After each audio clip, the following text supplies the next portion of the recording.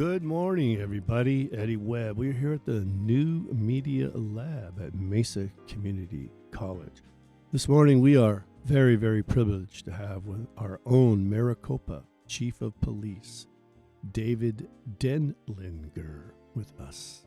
And we want to talk a little bit about safety and policing across Maricopa, across the campuses. We had some folks on a couple, 3, 4, 5 shows ago, and we were talking about the college here. It published a paper on white supremacy, and they're holding all sorts of workshops and conversations around social justice and race issue relations and all that sort of stuff. And the killing of George Floyd came up in one of those conversations, and as did the activity, the part of the police, a police officer. And so we thought, we're academics, we're a learning institute, we're people that explore these sociology and all of that stuff. And so we really needed to hear from you, and we're so happy that you accepted our invitation to be with us today. Thank you for having me here. So what's your background in law enforcement? So I've got 40 years in law enforcement at this time. I've been with the Community College District for 8.5 years. I came on as the deputy chief in 2012, and I'll talk a little about our department background. Yeah. But I came over as the deputy chief after retiring from the Arizona Department of Public Safety. Okay. And then I've been the chief of police for the college district for almost 2 years at this time. Wow, congratulations. Thank you. And prior to that, the experience I had, I spent 32 years with the Arizona Department of Public Safety, which is our state's state police agency. Mm-hmm. I spent my first 9 years as a patrol officer and sergeant in northern Arizona, including the Navajo and Hopi Indian nations. All right. And then I moved to Phoenix, where I was a criminal investigations sergeant, and then I promoted to lieutenant, moved to Tucson, where I was both a patrol and an investigation commander. And finally, in 2004, I returned to Phoenix, where I promoted and had command jobs, including human resources, internal affairs, the training academy and training program, the law and legal section, public records. And finally, the 2 jobs I also had, I was the chief of the state's criminal investigation division, and I was also the director of the State Counterterrorism Center. Wow. Well, we are very, very fortunate to have you. No, it's been a great place to come, and our community, it's exceeded my expectations. Yeah. It is an amazing organization. I think, I don't think we've even begun to reach our potential, of what this organization can do. I think there are great days ahead of us if we get the right folks in the right places. Anyway, yeah, again, that's an impressive, very impressive resume and commitment to law enforcement in your entire life. It sounds like you look like a young guy. Wouldn't have guessed 40 years. And what I noticed, because I used to go to all the district governing board meetings. And I noticed you were always there, right? Your guys Correct. were always there. Yes. You were always greeting people and being friendly with people and making people feel welcome. At the same time, you're making sure everybody's safe. Yes. That's an art. When I was a young guy, I around a lot of bouncers and stuff at bars, and that's a profession. I remember a guy always saying that, what you want to do, you see the guy that you think that's going to be a problem, the first thing you want to do is go over and shake his hand, make him your friend, right? Pull him in and diffuse things before anything happens. And so, that profession of providing safety for the community members, I think we all need to be a little more appreciative towards the work that you do. No, thank you. And it's good. It's so good to see professionals in these jobs, and doing it the right way. So we kind of want to get into this area. And again, I know I'm infusing a little bit of my own experience here, but when I grew up in Los Angeles and played Pop Warner football, baseball, every sport there was, basketball. And this was in the 60s. And growing up, there was always police officers there, but they weren't there to be, they were there to integrate into the community, helping out and Right. And there was this really amazing relationship between law enforcement and the schools. You know, they would come into the schools, talk, but there was always a presence of one or two police officers, during the games. And when you're a kid, you don't know that they're actually policing, but they were doing more than that. They were, Right. I mean, like out on the field and integrating themselves. Somewhere along the line, that stopped happening. And it sort of, I even notice on the police cars now, it used to say to protect and serve, and it Yeah. doesn't say that anymore. What are the most radical or significant changes that you've seen in that relationship between law enforcement and the public? Or have you? Have we gotten better? Or? So I think you see a pendulum is what actually has taken place. And so back in the day, even in the days you're talking about, cities even had requirements that their officers had to live in the city Oh, so that they were part of the community. And then as law enforcement grew and a lot of other law enforcement methods, it got to be where you had people that don't live in the community, they're not part of the community, they're there to do their job, and they really didn't mix with the community other than we typically would see people at their worst moments, but not at their best moments. And so the pendulum had gone too far where we didn't have a relationship. And when you have tragedies that occur, it's important to have a relationship before you need a relationship. right. And so what you really saw, at least in my experience in the 1990s, was the pendulum started returning to, hey, we need community policing. We need problem-oriented policing where we get with the leadership in the community to find out what their problems are and solve problems.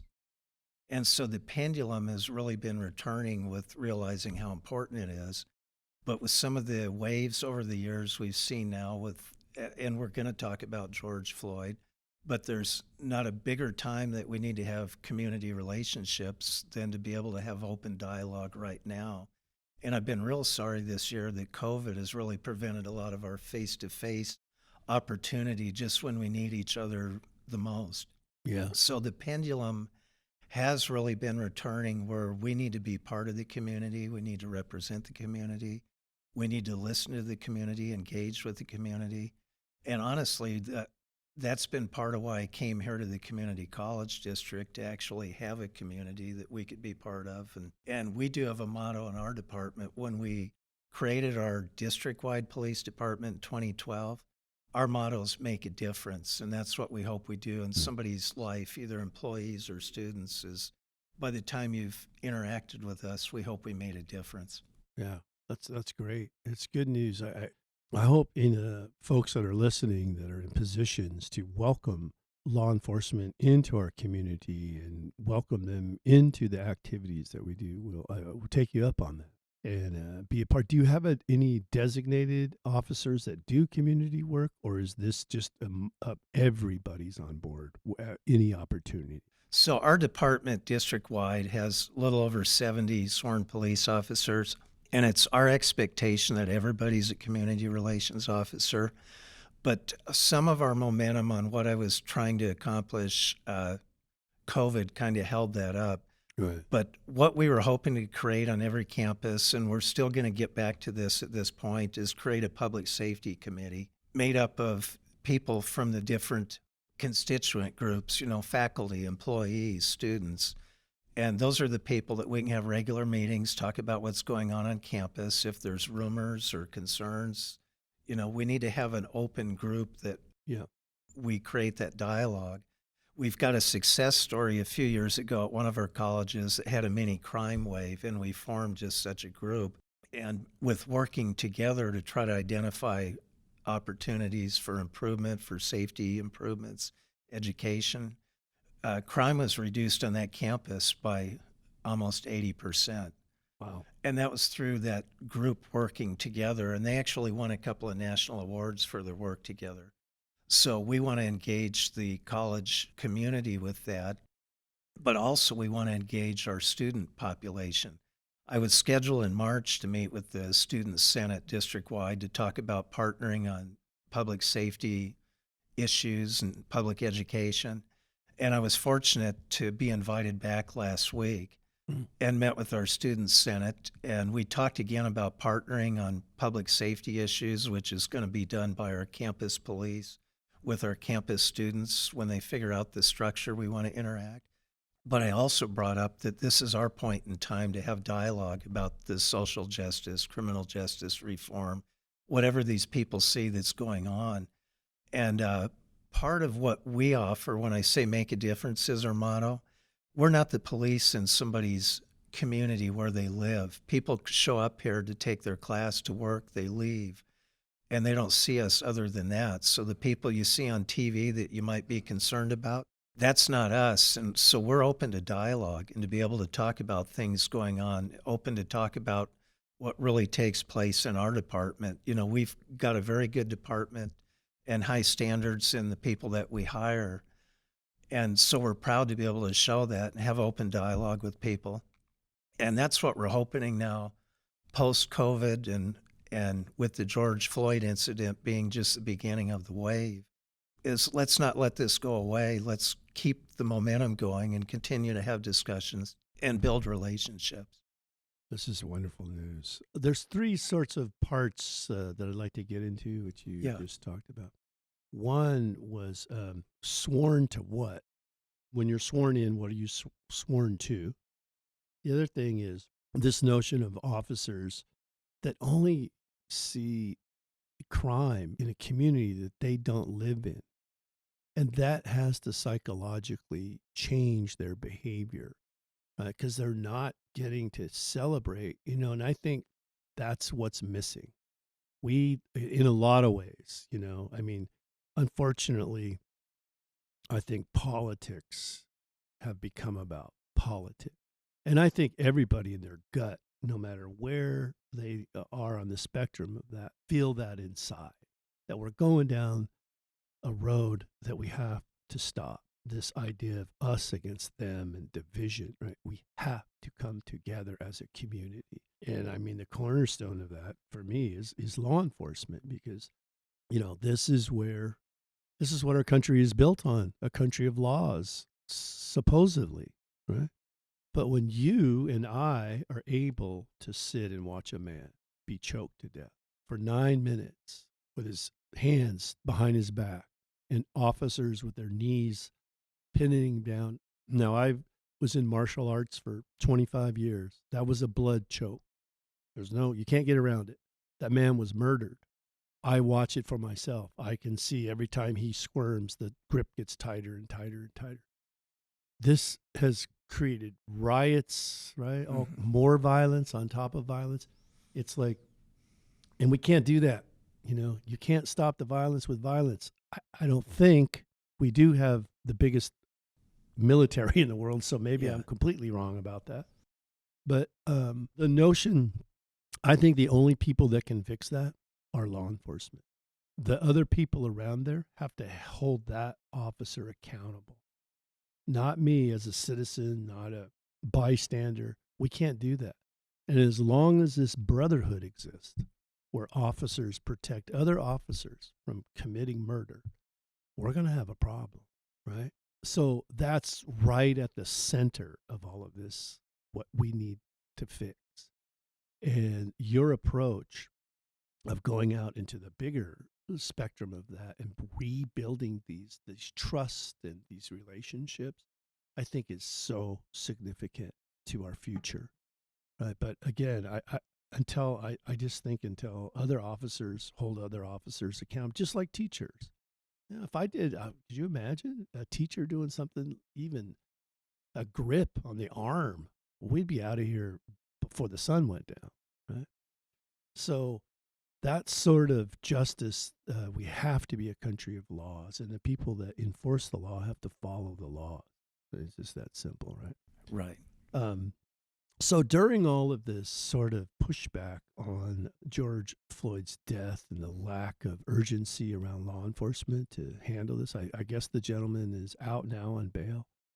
What was your perception as a law enforcement officer?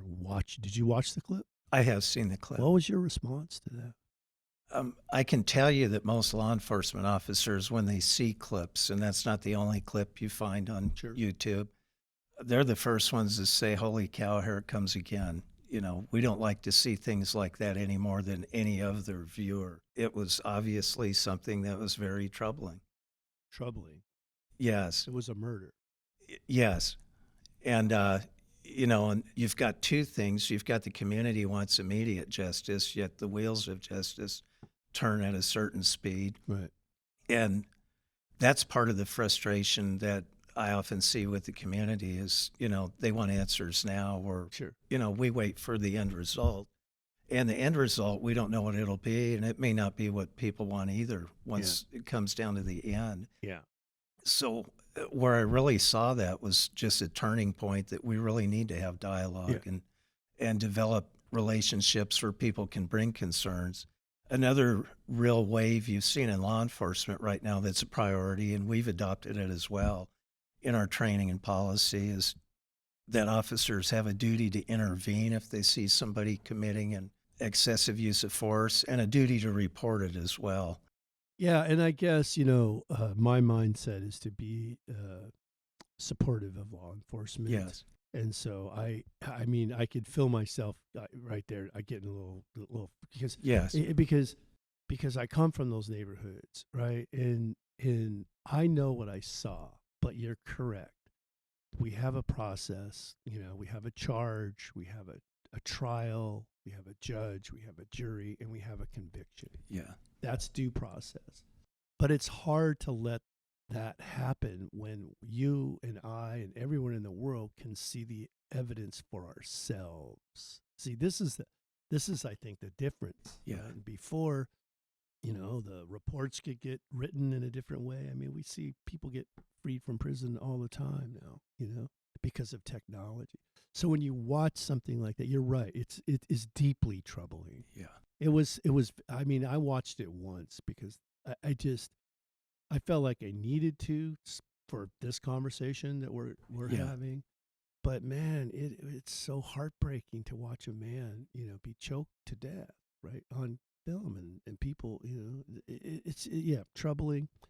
But we do have due process, and you're right. We need to make sure that as citizens we do our part with due process as well, as long as there is justice, right? Because in our neighborhood, they used to say, "Just us," right? Yeah. And so, yeah, we need, because these incidences, when people make light of it, like, well, or compare, well, there were 10 people, had these troubling experiences with law enforcement, 10, 12, but there were, thousands of people die for drunk and we make Right. these false equivalencies. That's troubling as well. But anyway, yeah, we really want to say to the Floyd family too, we understand the best that we can your loss of your son and your brother, father. So where you're doing this work with the Senate, the students, who initiated that? Did you do that? I did earlier in the year, wanting to reach out. We had a good example at Chandler Gilbert where their student council partnered with public safety on a crime prevention detail. And I wanted to develop that relationship where the students take ownership for their safety. Yeah. And the students decide what they feel their safety issues are on each campus. And that way we were responsive to that and able to develop a relationship to that. Yeah. But again, this year with things that have gone on, it's gone deeper than that. And so what I proposed is, and again, it's in their court right now, but to create what type of dialogue they want to have. And I suggested there may be certain campuses that have certain concerns that we need to afford that dialogue. There may be some generic topics across the whole district, like uses of force, that they want to do forums on. And there may be certain focus groups. Maybe there's DACA students that want to have some interaction with our police. And again, we're not the police in people's communities, so we want to be that non-threatening group that can have dialogue that maybe gives you experience on how to air your concerns down the road somewhere else as well. So we're really hoping to develop this relationship with our student government and our student body. Yeah, and that's exciting that you've taken leadership in that area. Earlier, I'd asked you when you said sworn officers. What is Yes. it that what is it they're sworn to? So there's a couple of answers to that. When you get sworn in, you raise your right hand like people do in the military and swear that you'll defend the Constitution, uphold the law. But what it really is a legal term that it's, again, a person in our community that's been given the authority to essentially make arrests. And that's huge. It's Yeah. people don't think of it that way, but it's the authority to take away somebody's freedom when you decide, I'm taking them into custody. So it takes a real responsible person to make those decisions appropriately. There's different states that have different background standards. Arizona is very solid in terms of the backgrounds we have for you to be able to be trained and become a sworn police officer. And here in the Maricopa College District, we've got very high standards. And people have probably noticed that most of our officers are older as you go around campuses. A lot of retired people.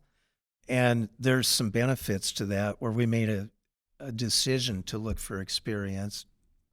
One of them is we don't have student housing. So if you were a brand new officer out of the academy, you don't have the volume of activity you could go to really become proficient. Right. So hiring experienced people, they already know how to perform our duties when the time comes. Yeah. But the real big benefit on that is I was the former human resource commander where I came from. And when you go to hire a candidate that you don't want to be on YouTube down the road, you're looking at everything you can in their background to try to make the best possible judgment call that this person has what it takes to make responsible decisions and has the ethics and the morals. Well, by hiring experienced police officers, we get to go look at their file, where they came from, and find out what their history really was. And we do reject people that have complaint histories or use of force histories because we don't need that here. Right. So we're really proud of the standards that we do have that serves our college community and gives us the confidence that we know what we have here. Is there a place that on the website that people can go and see? Like, when you swear, like, I have to sign a contract with the college as a faculty member that I'm. Right. There's a behavioral thing in and out of the class that we sign or used to sign. Is there a place where somebody could go and look? And I mean, is it traditionally they hold their hand up, they swear, or is that a pledge, or is it just part of the contract when they sign their contract? So really where your deep dive would be on that is the Arizona Peace Officer Standards and Training Board, AZ Post. And they're the ones that certify police officers in the state. And they've got a set of regulations. You can find the link on their website. And that goes through everything, including the original hiring standards, what types of morals and ethics the person has to have, what the disqualifiers are. It goes through what the training requirements are. It goes through what the reasons would be to take away a police officer's certification. And I believe that original, what I raised my right hand to be sworn in is in those regulations as well. So is there when I talked to people, there were a few questions that came up for you from our community. So there's Mesa Police Force, law enforcement, and then we have Maricopa, and your badge says police. So is it the same, or is it an internal subcontracting? Is it our own Maricopa, like a private law enforcement agency, or is this still tied to the county or the state or the city, or how does this work? So the departments belong to their political subdivision. We all have to meet the same standards, the same training standards by AZ Post. And so the Mesa officers, they happen to work for the city of Mesa, within the city of Mesa. And the community college district is actually a political subdivision of its own. Uh-huh. And by statute, each community college district in the state can choose to have a sworn police department. Wow. All right. That's cool. So you have more sovereignty and oversight than you can create the kind of law. enforcement presence that you see, right? That you want to see. You don't have to adhere to, I mean, not outside of, you know, I mean, if Mesa City Police are not engaged in the community the way you are, you're free to do that. Is what That's I'm saying. correct. Yes, we're completely separate from any of the other police departments responsible for our campuses. Yeah. And you know, our philosophy is we do want to be part of the community. We want to be transparent. There's some additional things we're doing this year in transparency in our department. And ultimately, you know, we're empowered by the governing board. Right. And they chose, prior to 2012, each of the 10 colleges had their own campus safety department, which were independent with a little bit of oversight. And the governing board voted to create a district-wide professional police department in 2012. And so this is why you have a chief, Yes. who's yourself, and then you have commanders out in each campus. Correct. Prior to 2012, each campus had what they called a public safety director, Okay. and they were independent. We also didn't have common report writing systems, so we had no way to determine if a criminal was hitting multiple colleges. And so by creating a professional department, we've been able to link connected crimes between colleges, Wow. actually solve crimes, recover property, really create a standard in hiring standards and what our background standards are. And so we've just seen a lot of return on the investment for the quality. And one of the big ones, you know, from prior to that model was local police were still called in if you had your purse stolen, your car stolen. And they're understaffed, so they weren't going to assign a detective to go look for your iPhone or your purse. Right. But that's the value we add because we do have time to do that. Yeah. And so that's what we've really been able to create and the value we've returned to the district. Awesome. Yeah, it's so difficult for me to think about crime on a college campus, right? I mean, I know for me, I would think there would be, you know, opportunity, petty theft, you know, but the idea that there are actually people who target specific colleges because they understand people are going to park their car a long way away from where they're at. There's, I don't know, you know, I don't want to give any methods away about surveillance and stuff, but I've noticed some more and more cameras have popped up. I always wave to mine in the morning Yeah. when I get out of my car, hoping somebody sees. But that idea, you know, of people actually casing a college because of what level of crime, and I don't, I know we've had. I've been here 21 years. I've had, I think, Ford one, came up in one maybe of those two conversations, and as did scary the events activity, where the it really, part of but the it really police. wasn't. It didn't happen ape. here. They were chasing some guy, and he came. He was running through here, and you know. But what is the most common type of crime you would see at a college? So the most common crime is your simple thefts. Yeah. And that's typically people that aren't watching their property. We've had some auto thefts. We've had assaults. We've had a few aggravated assaults. There's been a small number of sexual assaults, flashers, you know, for lack of a better term, Really? indecent exposure cases. Wow. Theft is the big one, Yeah. and it really varies by college, by what types of crime they get. Mm. Mesa and Glendale are the biggest two campuses, so as you would expect, they may get more, but some of the other colleges, by virtue of location, they may have other types of opportunistic crime available. Maybe they're next to the light rail.